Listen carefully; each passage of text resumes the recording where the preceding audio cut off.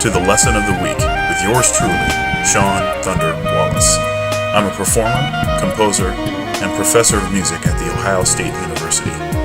This weekly program is designed to inspire and inform the serious music student. We're all students here, so join me on the path of discovery as we learn together. You know, one thing I just noticed is when you were showing me the digital pattern stuff that you were working on, this stuff going down diatonically, that pattern, your fingers are really close to the keys. But now that you're talking about breathing, your fingers are further from the keys. Wait, which pattern? Like when you started, you were playing that one pattern I asked you, the stuff you were practicing, and you started playing that pattern, you played it down. It was a diatonic pattern that went down. Oh yeah. Okay. Yeah. Your fingers were really close to the keys. I was gonna say, yeah, man, your fingers.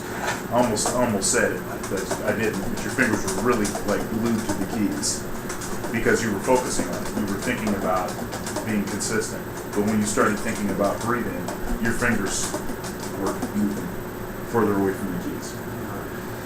But one of the ways to deal with that, because your brain can only really think about. You really can only focus like on one thing at a time. Really. Okay, so one of the ways to deal with that is when you're working on your breathing, stand in front of the mirror. Then that way you're getting feedback from another place where you have to look. You're focusing on breathing, but you're looking at your hands. Right. That may help you to do both at the same time. Right.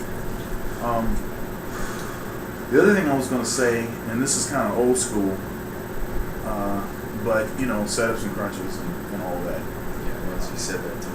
Yeah. All of that stuff. It's like all this stuff is like a package deal. So yeah. I mean, when you really support your sound and you really push, you get a really nice sound. And you get nice sound over 4-inch. And when you don't, in general, this is my observation, when you don't, you get a good sound in the middle, but that's about it. Okay. You know, because you know those the higher notes, although this is like it's opposite of what you think. The higher notes take air. They take support in a lot of air, just like the lower notes do. Right. It's just a different kind of air, but they still take the same pressure. Or from here, you're changing the volume of air through here, through this part of your body. You're not changing anything here. This should still be, solid all the time, right? But what happens is it's like you get to the high notes, and what I think our brain says is, oh, okay, yeah, I can kind of finesse this. You know, this is finesse area. In some senses, it takes more finesse, but it's not really finesse. You know, it's still, you know, It's still solid. It's still hard. Yeah. It's still bearing down. That's another like concept that's kind of hard to grasp until like you just all of a sudden one day realize that you're doing it right. But it's like when you breathe in and keep your stomach tight, you know, you got to keep your core tight and everything. But when you breathe in, you talk about diaphragm breathing, and it's like your diaphragm feels like it can't really expand that much when you're keeping everything really tight. So where do you focus your energy? I mean, is it like your abs up in here? Because I've also heard it that it's like lower. It's like your potty muscles. Right. Well, I mean, it's kind of like, you know, and you've heard me say this before. It's all attached. So it's like when you do like a setup, or when you do this kind of motion, everything's attached. It's like this part of your body's involved in it, your lower back's in it, your abs, and your diaphragm's actually involved too. Although your diaphragm is not like a major muscle group that's being used to move you around like that, but it's still involved necessarily because it's attached to your abs on the inside. It's all attached. It's all the same piece. It's all one piece. So when I'm thinking about air support,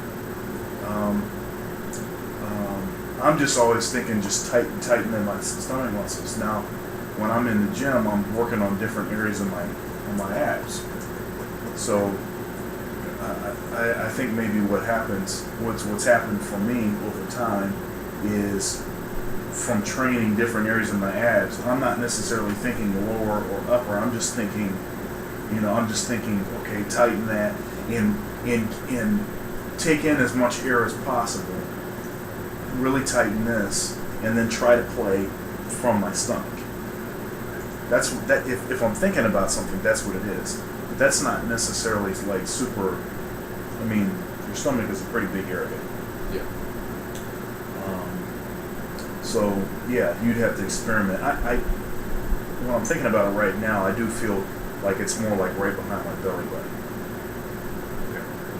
than like up here. I mean, obviously it's not this. It's not Yeah, because that's like. But it's like right behind my belly button. Is where I feel like. When I'm tightening and thinking about playing air.